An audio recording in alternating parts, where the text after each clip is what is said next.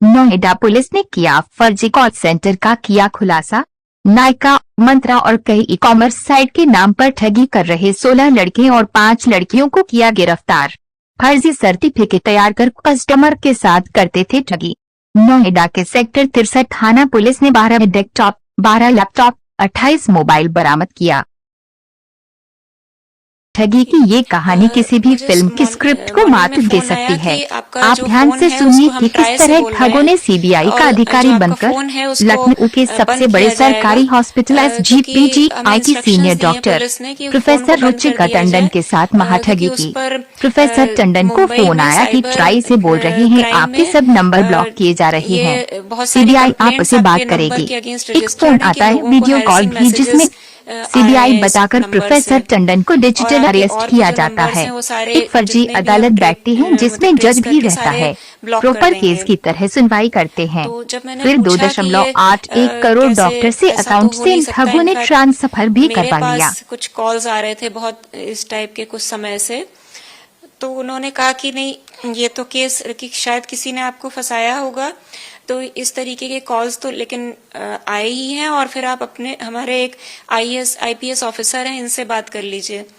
तो उन्होंने एक किसी और को कॉल ट्रांसफर की, और फिर वो सो कॉल्ड जो IPS ऑफिसर थे उन्होंने बात की कि खाली ये फोन का बात नहीं है, इसके एक आपका कोई अकाउंट भी है जो कि लिंक्ड है इलीगल एक्टिविटीज से जुड़ा हुआ है, जिससे मनी लॉन्ड्रिंग हुई है 7 करोड़ की। तो एक और केस है और हमें ऑर्डर्स मिले हैं कि आपको अरेस्ट किया जाए इमीडिएटली, और अगर जब ये नहीं आप वहां आ नहीं सकते अगर, तो फिर हम डिजिटल कस्टडी में लेते हैं। और उन्होंने अपने किसी सीबीआई ऑफिसर से भी बात कराई।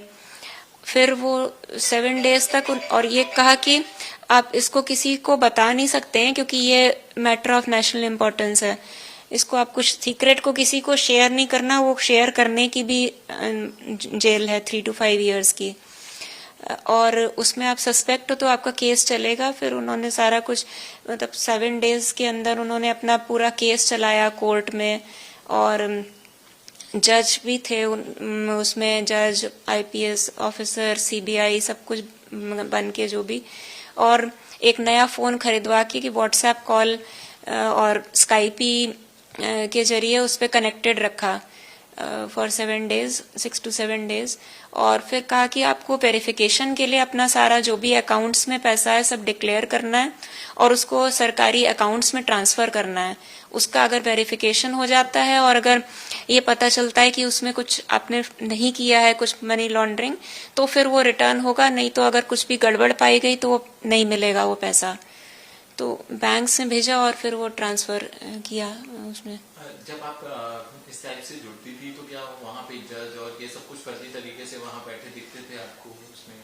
उनके लोगोज दिखते थे, सीबीआई का लोगो, उनके लोगोज थे, आईडीज दिखाए उन्होंने, जो जज वगैरह थे सबने अपने अपने आईडीज दिखाए और उनका लोगो बना हुआ आता था।